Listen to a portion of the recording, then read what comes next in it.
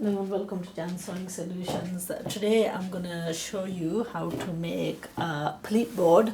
Now you may have come across one of the videos that I actually liked and shared on my Facebook page and also on YouTube, where it's a lady making one of these pleating boards, and I actually initially got the idea from there, but I tried to follow her method. Even though it looked very simple, I found it very hard and I wasn't successful, so I had to compromise and make my own.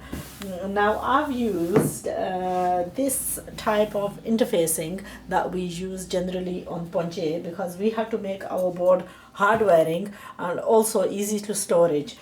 So what I'm going to do is demonstrate how I went about making this, but I'm going to show you on a black fabric because I'm using a white interfacing so that it's easy to see.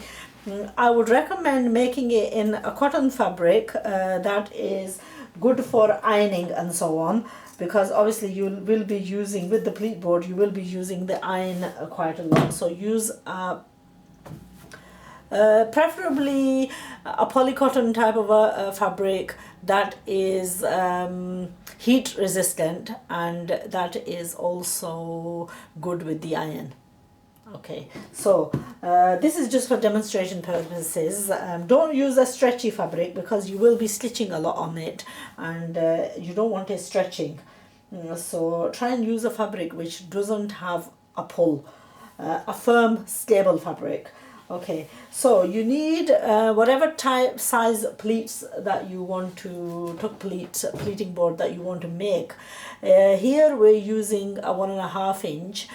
You can use the 1 inch or the 2 inch depending on the size of pleats that you want to be forming. I would recommend making, if you get the hang of it, make the pleating board in different sizes and in different shapes that I will demonstrate hopefully later on.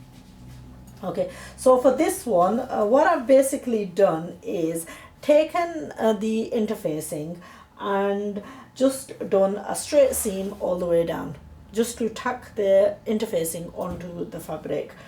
And I would recommend using a different color thread, because what you need to do is you need to edge along the end of the wherever you want to start. So if you were starting sort of like 2 inches or 3 inches, 4 inches away from the corner side of the fabric, and you're basically doing a stitching right close to the edge of the interfacing.